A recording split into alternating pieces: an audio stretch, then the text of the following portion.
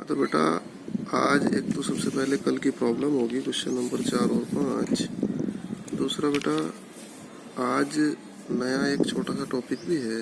वैसे तो ये टॉपिक वेरी इजी है क्या इसमें बेटा? सबसे पहले आइडेंटिटी ऑफ बाइनरी ऑपरेशन, यानी किसी द्विआधारी संक्रिया star A cross A tends to A के लिए एक अवयव E बिलोंग्स टू ए, यानी एक अवयव E ले लिया हमने जो A में बिलोंग कर रहा है।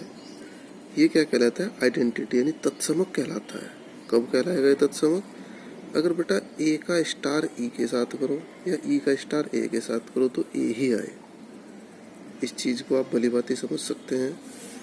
तुमने क्लास 7-8 में पढ़ा है योगात्मक तत्समक। योगात्मक तत्समक में तुम्हारे ध्यान दिला दूं, सपोज करो 5 का तुम्हें योगात्मक तत्समक निकालना, तो योगात्मक का मतलब योग, तत्समक का मतलब कि इसमें क्या जोड़े कि 5 पर कोई फर्क ना पड़े।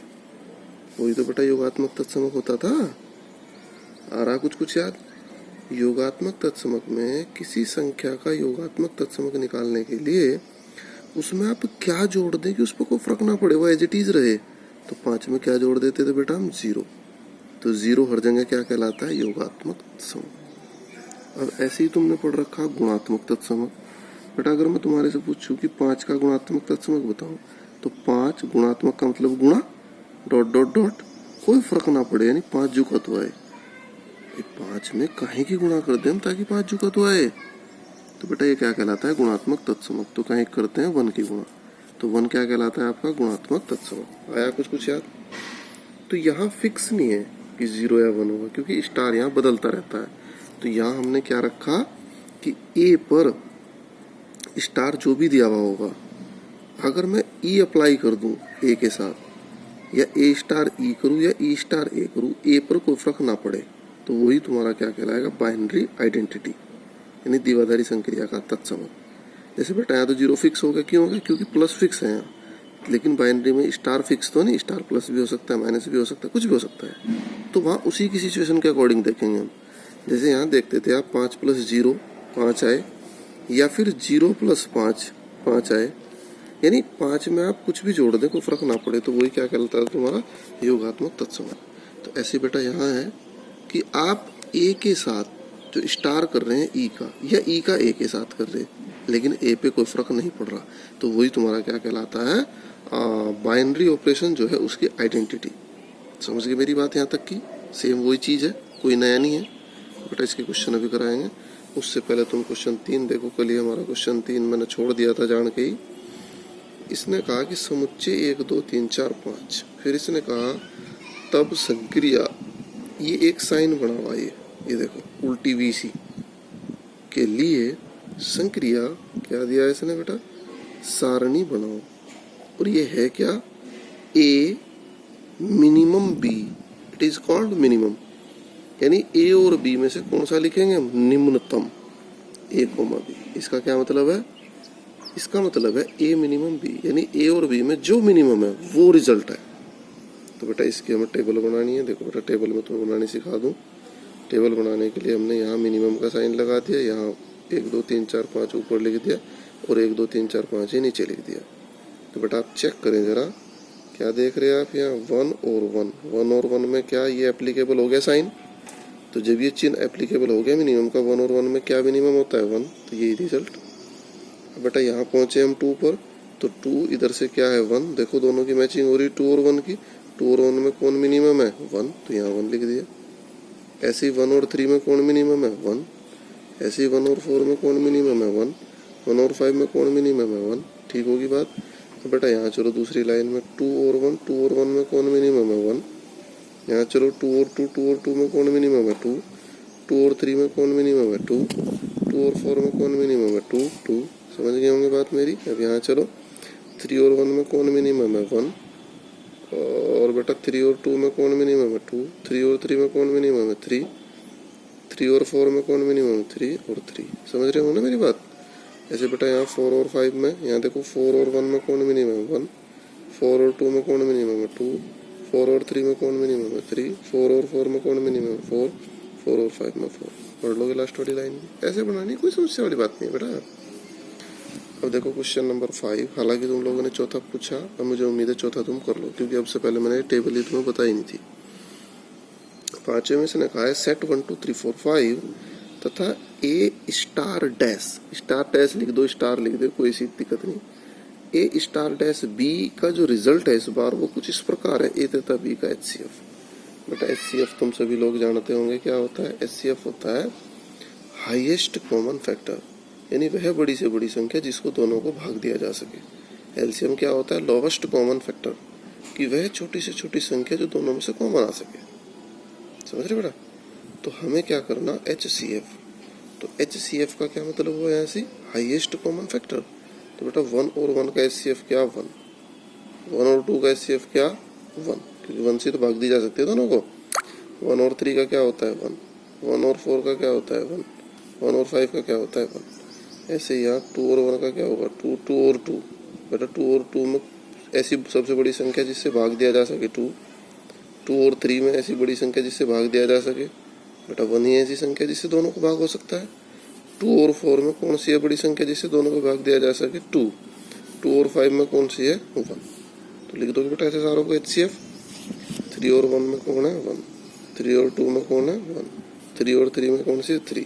3 और 4 में 1। 3 और 5 में 1। 4 और 1 में 1। 4 और 2 में 2। 4 और 3 में 1।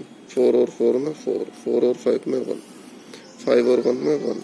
5 2 में 1। 5 3 में 1। 5 4 में 1। 5 5 में 5 लिख दोगे, कोई दिक्कत वाली बात नहीं है।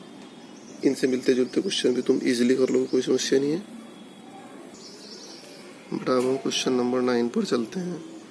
एक्सरसाइज 1.4 का क्वेश्चन नंबर 9 ये कहता है समुच्चय Q इज रेशनल नंबर।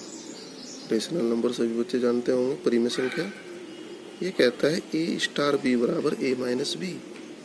तो हमें दर्शाना है कि ये क्रम विनिमय साहचर्य में से कुछ है या नहीं है। बेटा ऐसा क्वेश्चन मैंने कल भी बताया, ऐसे ही क्वेश्चन हो, मेन है तुम्हारी थ्योरी अगर क्लियर है। अगर थ्योरी क्लियर है तो कोई समस्या नहीं है, और बेटा अगर थ्योरी क्लियर नहीं है तो फिर तो समस्या ही समस्या है। तो A स्टार B बराबर A माइनस B, तो पहले क्रम विनिमय की कंडीशन लिख दें जरा। तो आप क्रम विनिमय की कंडीशन लिख दें। क्या है क्रम विनिमय की कंडीशन, कि A स्टार B बराबर क्या होना चाहिए, B स्टार A। तो बेटा A और B की वैल्यू कुछ आप ले लें, जैसे पिछले क्वेश्चन में किया था। A बराबर आपने 1 ले लिया, B बराबर 1.5 ले लिया तुमने, कुछ भी ले लो। तो आपने यहाँ लिखा 1 स्टार 1.5 बराबर 1.5 स्टार 1। समझ में आएगी बात। 1 स्टार 1.5, 1.5 स्टार 1। अब बेटा इनमें एप्लीकेबल कर दो। A स्टार B क्या था, A माइनस B, यानी दोनों सब्ट्रैक्ट हो जाते हैं। तो 1 माइनस 1.5, यहाँ 1.5 माइनस 1, बेटा 1 में से 1.5 गया, कितना आ गया, माइनस के 0.5, और यहाँ आ गया प्लस के 0.5। दोनों इक्वल नहीं है, तो क्रम विनिमय पालन नहीं करता है। ओके, ऐसे बेटा साहचर्य के लिए लिख लो तुम लोग कंडीशन। साहचर्य कंडीशन क्या होती है, A star B star C बराबर A स्टार B और स्टार C। बेटा A B C की वैल्यू रख के कोशिश कर सकते हो आप। चलो A की वैल्यू 1 रख दी तुमने, B की वैल्यू 2 रख दी तुमने, C की वैल्यू 3 रख दी।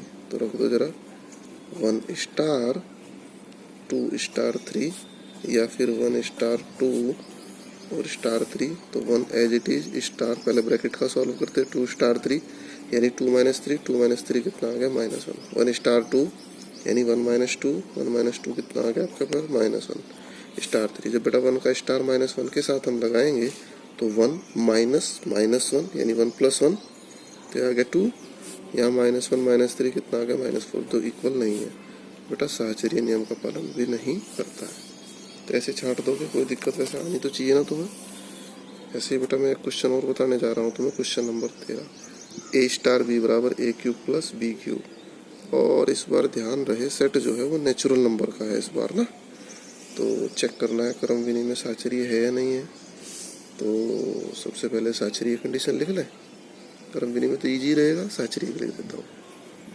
तो साहचर्य के लिए मैं लिखता हूँ साहचर्य A star B star C या फिर ए स्टार और बी स्टार सी, कोई सा लिख लो पहले, इधर इधर कोई सा को फर्क नहीं पड़ेगा बेटा। पहले ए स्टार बी पे एप्लीकेबल कर दे जरा, इनकी वैल्यू ले लें आप ना जरा, A equal to 1, B equal to 2, C equal to 3। जरूरी नहीं तुम कुछ और भी ले सकते हो, लेकिन हो नेचुरल नंबर ही, कभी तुम पॉइंट में ले लो।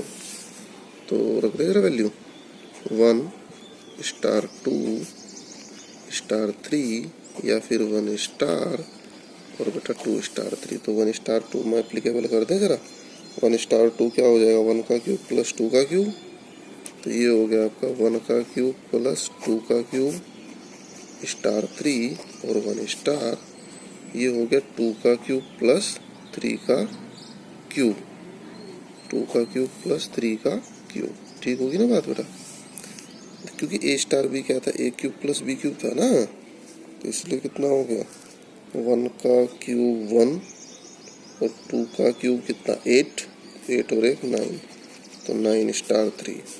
यहाँ 1 स्टार 2 का क्यूब 8 और 3 का क्यूब 3 3 होते हैं 27, 27 और 8 को जोड़ दो, 8 और 7 15 और 3 35।